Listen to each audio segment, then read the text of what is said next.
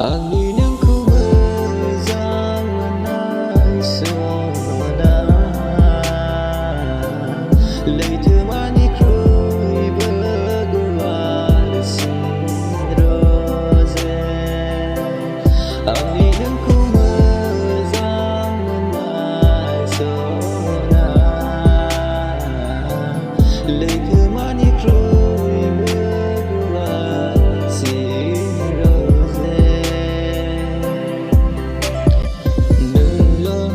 dasar angka Gana tangga Gese gazana Angisa gadiyam Angisera